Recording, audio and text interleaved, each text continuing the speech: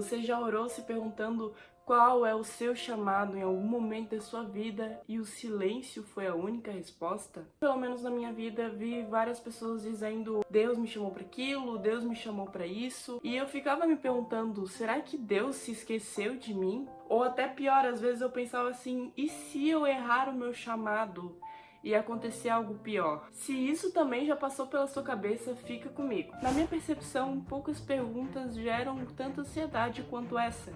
Qual é o meu chamado? Porque eu, pelo menos, não quero viver uma vida vazia e sem direção. Eu acredito que você também não. A gente aqui quer acordar amanhã sabendo que existe um porquê. Mas o problema é que muita gente transformou o chamado em um peso, em algo distante, algo confuso, algo impossível. Mas hoje eu quero te ajudar, vou pegar na sua mãozinha e a gente vai caminhar por um caminho simples, bíblico e real. Vou te ajudar a discernir o seu chamado sem medo, sem comparação e sem discussão. E eu te prometo uma coisa, que até o final desse vídeo você não esteja totalmente perdido, mas sim no início do seu processo. Capítulo 1.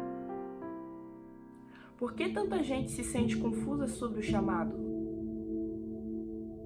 Gente, vamos ser sinceros. Muita confusão sobre o chamado vem da comparação. Eu, pelo menos, via gente pregando, cantando, liderando, viajando, e eu ficava pensando, isso sim é chamado. Enquanto isso, eu achava que a minha vida era comum demais. Trabalho, estudo, casa. Trabalho, estudo, casa. Eu caía sempre na rotina. E é aí que nasce um pensamento muito perigoso. Se a minha vida é simples, talvez eu não tenha um chamado. Mas deixa eu te dizer algo que Deus falou no meu coração e eu quero compartilhar com vocês. Deus não chama só pessoas visíveis. Ele chama pessoas disponíveis. Ó, pegou? Em 1 Coríntios 1:27 vai dizer o seguinte: Deus escolheu as coisas simples desse mundo para confundir as sábias. O problema não é você não ter um chamado, é você achar que chamado só existe quando tem palco. Capítulo 2. O maior erro: querer fazer antes de ser. Aqui que tá o erro que trava muita gente. Na época que eu tava descobrindo o meu chamado, Deus falou algo muito forte no meu coração. Chamado não começa com função. Chamado começa com transformação. Em Romanos 12:2, o início ali do versículo, ele vai falar assim: não se conformem com esse mundo, mas sejam transformados.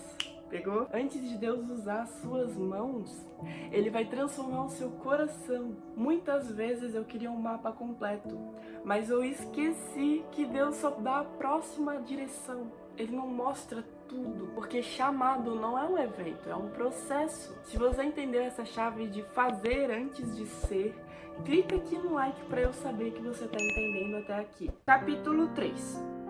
O primeiro chamado de todo cristão. Aqui tá o ouro, o que muda tudo. Antes de existir um chamado específico, Deus dá para nós um chamado universal. Em Mateus 4:19, o início do versículo vai falar assim: siga-me. O primeiro chamado não é faça, é siga-me. Andar com Jesus, aprender com Jesus, se parecer como Jesus. Se você já decidiu na sua caminhada seguir a Jesus, você já fez o chamado mais importante. O resto é consequência. O ministério, ele flui da intimidade e o propósito nasce da presença. Capítulo 4. Como Deus normalmente revela o chamado. Agora vamos ser práticos. Deus, ele não costuma revelar o seu chamado em um pacote fechado. Ele vai revelando aos pouquinhos enquanto você caminha. E eu vou te mostrar 3 formas que Deus mostra o seu chamado e talvez você ainda não tenha percebido. A primeira delas é através de inclinações do coração. O que dói quando você vê? O que te incomoda profundamente? Aquilo que te tira do conforto pode ser uma pista. Se você der uma olhadinha lá na história de Neemias, você vai perceber que o chamado dele nasceu quando Neemias chorou. A segunda forma é através de dons e habilidades. Deus não desperdiça talentos. Às vezes o que você faz com naturalidade é o que alguém precisa. E a terceira forma é através de confirmações. Deus confirma através da palavra, da paz do coração e de pessoas maduras na fé. E em Provérbios 11:14 vai falar: na multidão de conselheiros há segurança. Então, se você lê a palavra, se você tem paz no espírito do que você está fazendo com Jesus e você caminha com pessoas maduras na fé, Deus vai revelar o seu chamado de forma natural. Capítulo 5. Erros que atrasam o chamado.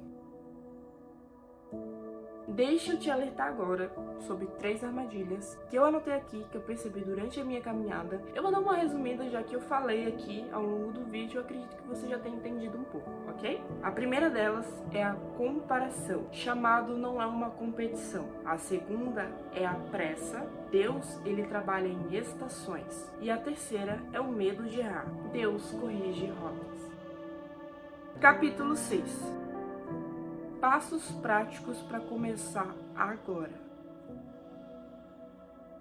Se você ainda não tem clareza, faça o básico, faça o que eu fiz. Ore, sirva, aprenda, caminhe. Seja fiel aonde você está. O chamado se revela no caminho, não estagnado. No meu canal, por exemplo, tem vários vídeos que podem te ajudar nessa sua caminhada cristã.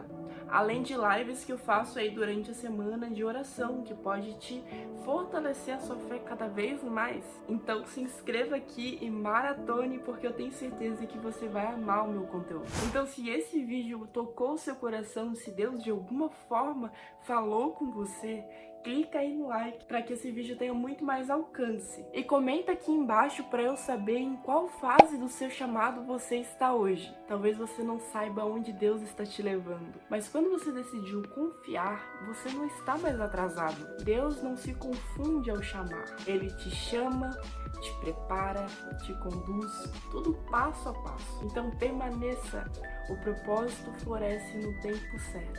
Beijão e até a próxima. Tchau, tchau!